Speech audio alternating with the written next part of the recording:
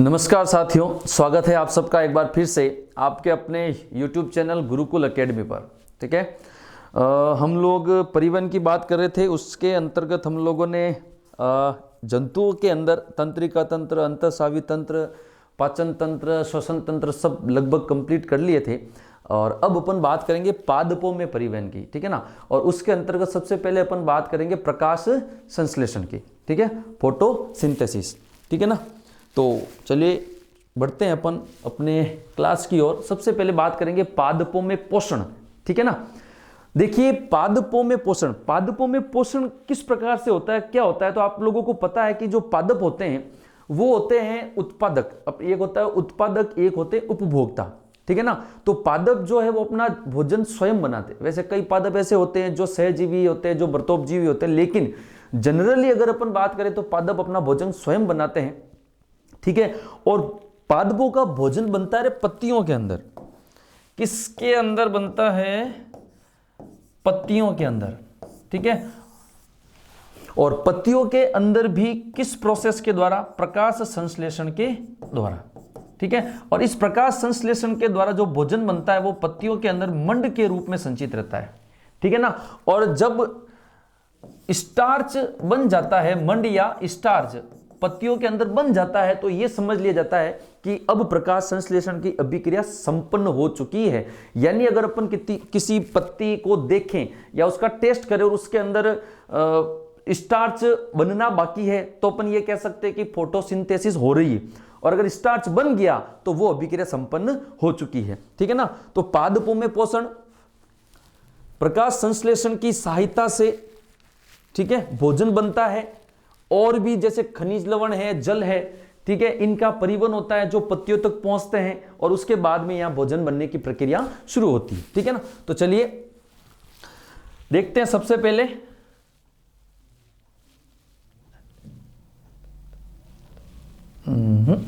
ठीक है। अब देखो, पादप उत्पादक होते हैं, अर्थात स्वयं अपना भोजन बनाते हैं।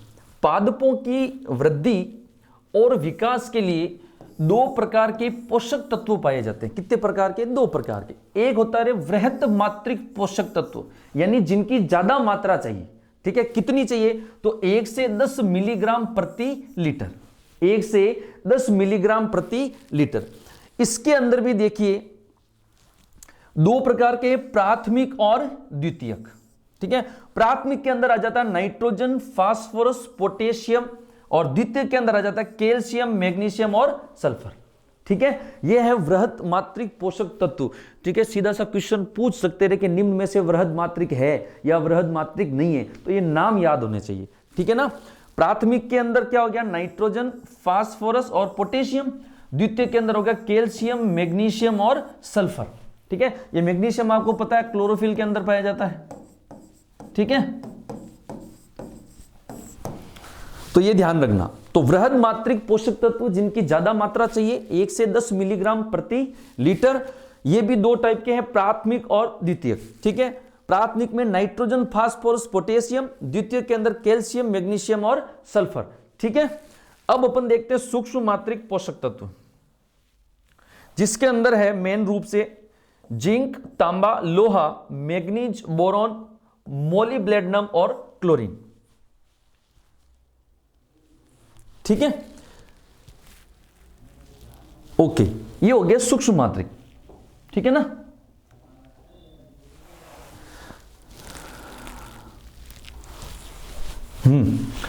तो ये यहां से क्वेश्चन पुटअप हो सकता है, नाम पूछ के आपको कि निम्न में से कौन सा सूक्ष्म मात्रिक है, निम्न में से कौन सा वृहद मात्रिक है। ठीक है। वैसे अगर टोटल बात करें तो कितने होते हैं?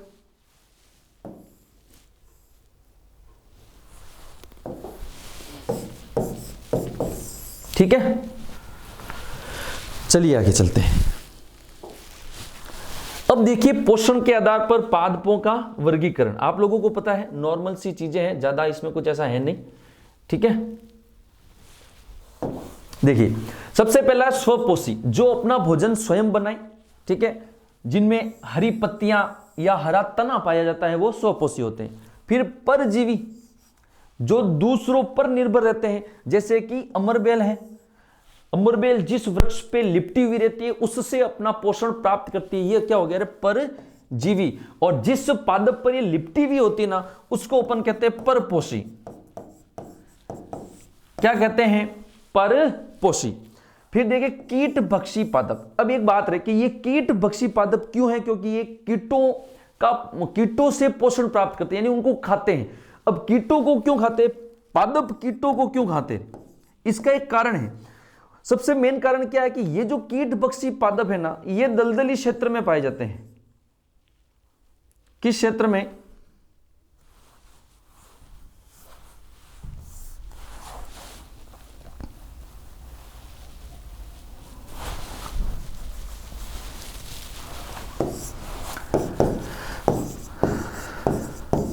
किस क्षेत्र में पाए जाते हैं, दलदली क्षेत्र में।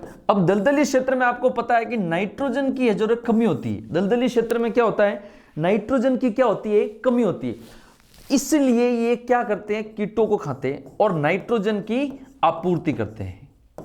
कीटों को खाकर क्या करते हैं, नाइट्रोजन की पूर्ति करते हैं। नाइट्रोजन की क्या करते हैं, पूर्ति करते हैं। समझ में आ गई इस कीट भक्षी क्यों है, ठीक है। और एक चीज क्या है, इनमें पर्णहरित नहीं पाया जाता। क्या नहीं पाया जाता, सॉरी, पर्णहरित पाया जाता है। कीट भक्षी में पाया जाता है और परजीवी के अंदर नहीं पाया जाता, ठीक है ना। देखिए उदाहरण क्या है, ड्रोसेरा, डायोनिया, यूट्रिकुलेरिया, घटपर्णी पादप, ठीक है, ये इसके नाम है, ठीक है। ड्रोसेरा, डायोनिया, यूट्रिकुलेरिया और घटपर्णी पादप। ये पादप कीटों से नाइट्रोजन की आपूर्ति करते हैं तथा ये दलदली क्षेत्रों में पाए जाते हैं, ठीक है। फिर है मृतजीवी पादप। ऐसे पादप जो मृत या सड़ी गली वस्तुओं से अपना पोषण प्राप्त करते हैं, जैसे गोबर का छत्रक, ठीक है, जिसको अपन नॉर्मली भाषा में, देसी भाषा में सांप की छतरी कहते हैं ना, बारिश के मौसम में उगती है, ठीक है ना।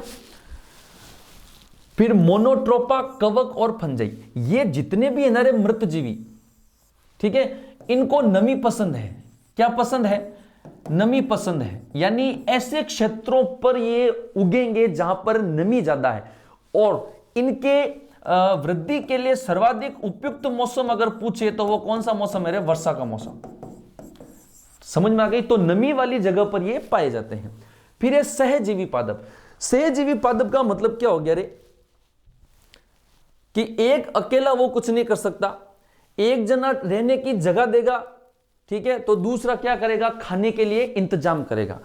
सहजीवी, सहजीवी का मतलब साथ साथ रहते हैं। एक जना किसका इंतजाम करेगा, पोषण का इंतजाम करेगा, खाने का, और एक जना किसका इंतजाम करेगा, रहने का इंतजाम करेगा। ये सहजीवी पादप। जैसे लाइकेन के अंदर कवक और शैवाल, और राइबोजियम पौधे, राइबोजियम जो जीवाणु होते हैं वो फलीदार पौधों के अंदर पाए जाते हैं, नाइट्रोजन की आपूर्ति इनको करते हैं, ठीक है। तो ये अपने हो गए पादप, सहजीवी, मृतजीवी, परजीवी, ठीक है। फिर अपन आगे चलते हैं।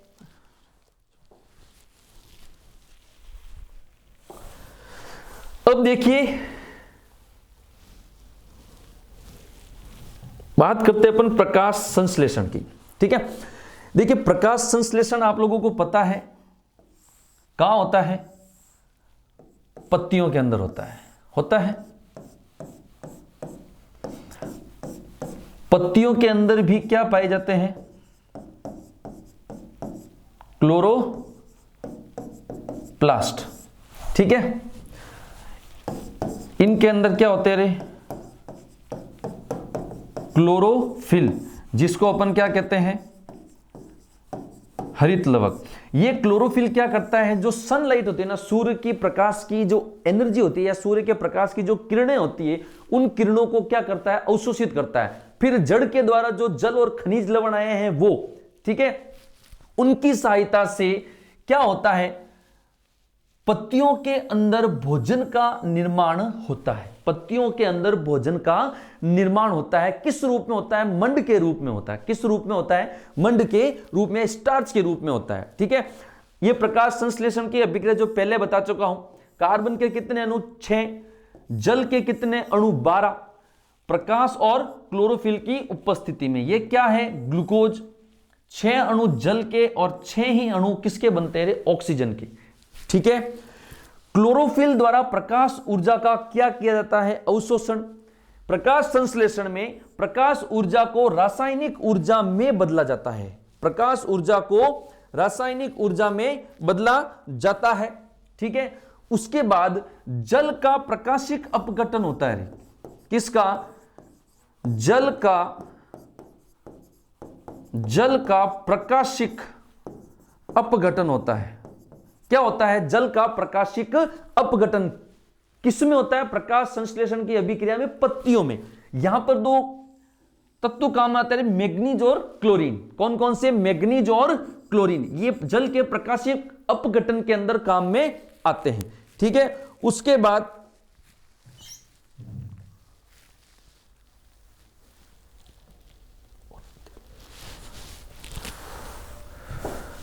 बाद है कि प्रकाश संश्लेषण के अंदर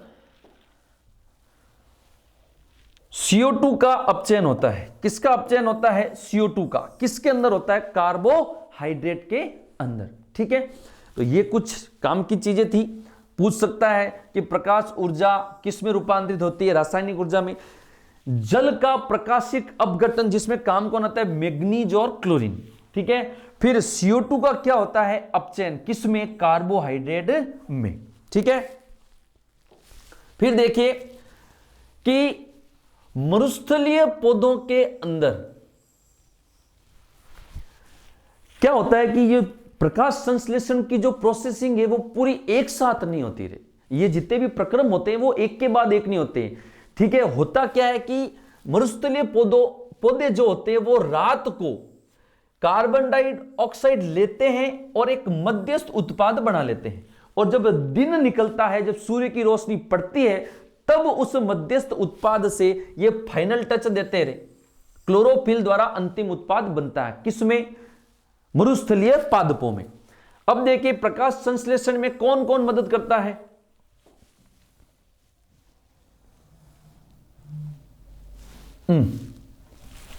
देखो, प्रकाश संश्लेषण के अंदर क्लोरोप्लास्ट, इसमें क्लोरोफिल पाया जाता है, जिसकी वजह से पत्तियों का रंग क्या होता है?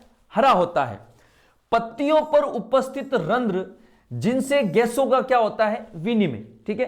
प्रकाश संश्लेषण में कौन कौन हेल्प करता है? एक होती है द्वार कोशिकाएं, जो रंध्रों को खोलने का या बंद करने का काम करती है।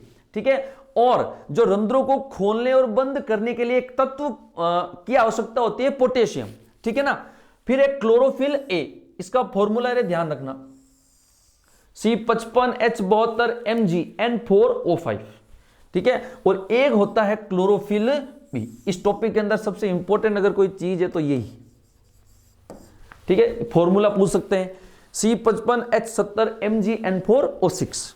ठीक है। अब क्लोरोफिल सनलाइट से लाल, नीला और बैंगनी 3 रंगों का ही क्या करता है? अवशोषण करता है। 7 रंग होते हैं, 7 में से कितनों का करता है? 3 रंगों का ही अवशोषण करता है, लाल, नीला और बैंगनी का। ठीक है। अब जो लाल रंग है उसमें प्रकाश संश्लेषण की दर सर्वाधिक होती है। लाल रंग के अंदर प्रकाश संश्लेषण की दर सर्वाधिक होती है, जबकि बैंगनी रंग के अंदर प्रकाश संश्लेषण की दर सबसे कम होती। कारण क्या? इसका जो लेमड़ा होता है वो अधिक होता है, इसका लेमड़ा क्या होता है? कम। लेमड़ा बोले तो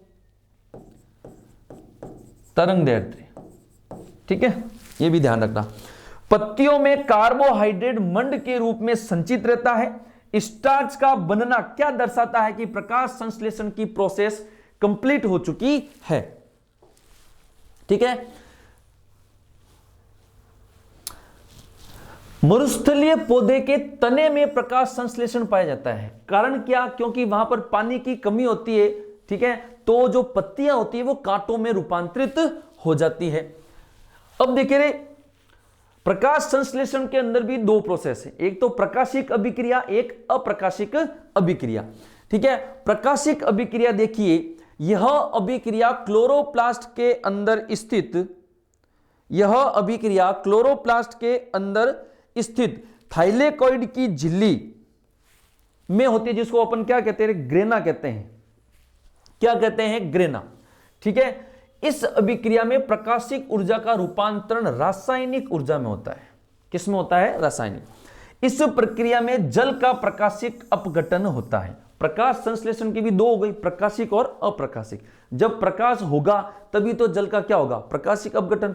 ठीक है, और एटीपी के रूप में ऊर्जा का संग्रहण होता है NADPH के रूप में। ठीक है ना, NADPH के रूप में। ध्यान रखना आप लोग, इसका जो नाम है वो है nicotinamide adenine dinucleotide phosphate. ठीक है,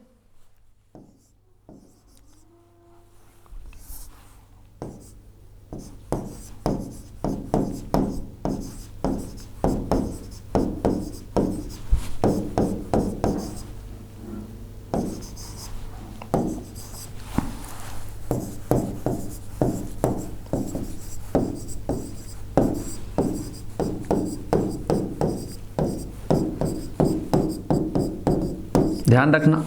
ठीक है, ये इसका नाम होता है।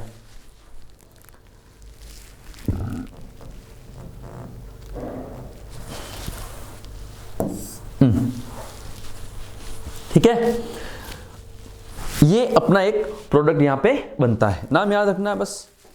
चलिए, अप्रकाशिक अभिक्रिया। यह अभिक्रिया हरित लवक के स्ट्रोमा में, प्रकाशिका होती है ग्रेना में, अप्रकाशिका होती है स्ट्रोमा में। CO2 से कार्बोहाइड्रेट का निर्माण होता है। किससे निर्माण होता है, CO2 से। ठीक है ना, कार्बन डाइऑक्साइड से कार्बोहाइड्रेट का निर्माण। CO2 का क्या होता है, अपचयन, जिससे फास्फोग्लिसरिक अम्ल बनता है। क्या बनता है, फास्फोग्लिसरिक अम्ल। फॉर्मूला क्या है, C3H7O7P, फास्फोग्लिसरिक अम्ल। होता कैसे है कि सबसे पहले CO2 का अपचयन, उससे बना फास्फोग्लिसरिक अम्ल, फिर उसका अपचयन, उससे बना फास्फोग्लिसरैल्डिहाइड। ठीक है, फिर उसके अपचयन से क्या बनती है, शर्करा बनती है। ये थी नॉर्मल सी बातें। ठीक है ना, पादपों के पोषण के बारे में। ठीक है, और जो कुछ जनरली चीजें हैं जो अपन जब इसके सवाल करेंगे, जब क्वेश्चन करेंगे, तो वहां पे और थोड़े स्टैंडर्ड क्वेश्चन अपन लेके आएंगे और उसके अंदर और भी बातें अपन डिस्कस करेंगे। ठीक है, तो तब तक के लिए शुक्रिया, धन्यवाद। और चैनल को सब्सक्राइब करते रहिए, लाइक करिए, ठीक है, और शेयर करिए। मिलते हैं अपन नेक्स्ट क्लास में। ठीक है, जय हिंद, जय भारत।